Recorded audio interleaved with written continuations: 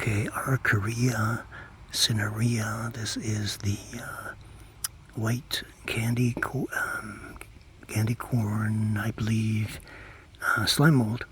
So another one of those slime molds. And so somewhere between fungus and animals.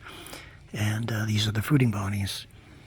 So, and it's fairly abundant right here. It's actually found on the leaves.